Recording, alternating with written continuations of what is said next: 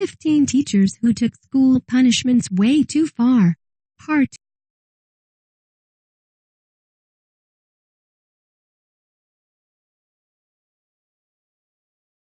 If you are brand new to our channel, we invite you to take a moment to subscribe.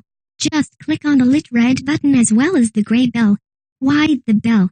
Well, it will let you know every time we post a new video. 9. Child threatens peers with bubbles. While many of the entries on this list are from Texas, where there is a certain degree of pride in being lawless, this incident happened in Pennsylvania, where a 5-year-old kindergarten student was accused of being a terrorist when she threatened another student with her bubble gun, a Hello Kitty bubble gun no less. A school authority overheard the incident and decided to search through her backpack, where no deadly weapon was recovered. Despite this, the kindergartner still received a 10-day sentence for her audacity at bringing such a terrorist weapon to class.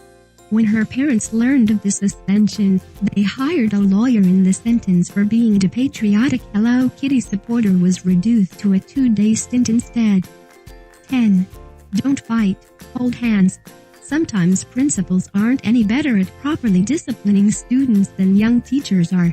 Here, we look at one first-year principal who caught 2 kids fighting. As a punishment, he forced them to sit in the middle of the quad and hold hands with one another.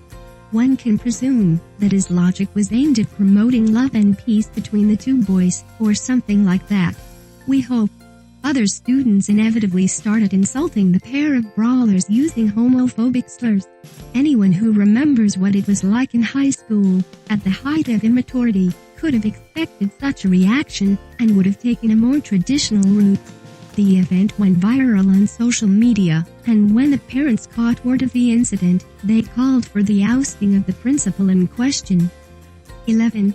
What happens when you disrupt class in Texas? Turns out that there are many states in the union where it is still perfectly and fully legal to discipline students with corporal punishment. Texas is one case where that legal loophole is still in place. But then again, we're talking about Texas, so it's less surprising that they would go their own way. A mother was outraged when her son came home with bruises on his rear end. She then learned that he was paddled 3 times by his teacher at Robert Healy Elementary School. Not only is the method questionable, but they also got creative with the way they delivered the punishment. The boy was beaten with the paddle 3 times for each occasion that he disrupted class, and the quantity of paddle lashes increased with each incident. 12. Lunch on the floor. Charles Sumner Elementary School in New Jersey was the site of another memorable incident. Sometime in 2008, a student spilled a water jug on the floor of the lunchroom. Because of the punishment these students received, we're going to hope that they did this on purpose and weren't being punished for an accident. When Vice Principal Teresa Brown saw what had happened, she made 16 fifth-grade students eat their lunch off of the floor for 10 days after the incident occurred. After learning of Brown's lengthy and unethical disciplinary tactics, parents of 7 of the students sued the school and won a settlement of $500,000. Even more ridiculous is that students who weren't even present for the initial water dropping episode were also forced to eat lunch off of the floor when they returned to school. 13. Get in the duffel bag. A 9-year-old student with autism, Christopher Baker, was misbehaving in class, and in order to get him to toe the line, he was stuffed into a duffel bag and had the drawstring pulled tight and tied up around him. Later, when Christopher's mother, Sandra, came to pick him up from school as usual, she was almost as traumatized as her son was when she heard his voice coming from the tied-up duffel bag.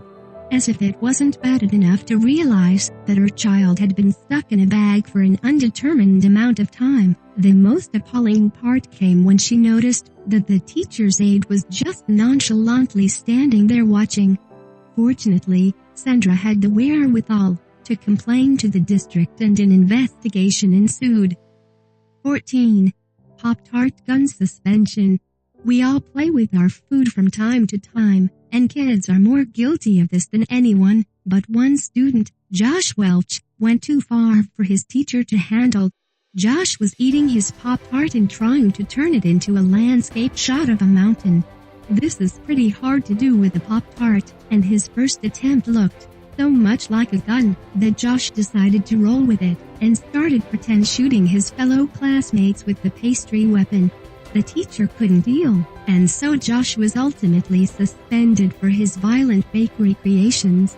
In a further step of insanity, this incident actually made it to court, and the suspension was upheld by County Circuit Court Judge Ronald Sickworth, further proving that schools and teachers have gone completely insane. 15. Wipe that smile off your face. Remember all the fun you used to have when taking a yearbook photo, the dressing up, the glitz, the glam, the good times, smiling and all? Well, for one 15-year-old student, her smile was too powerful for the yearbook, and after seeing the first draft of prints, the school decided to eliminate her from the final copy. Despite her elimination from the yearbook, she was allowed to use the same photo for her school ID. Interestingly, the school informed her that, if she wanted to be in the yearbook at all, that she would need to take another photo as a replacement. At least for the second photo, the school offered to pay for it. It's still not clear as to the motivations of the school for making her redo the photo, but the suspicion is that her smile was too bright for the boring administrators. Jealousy is a powerful thing,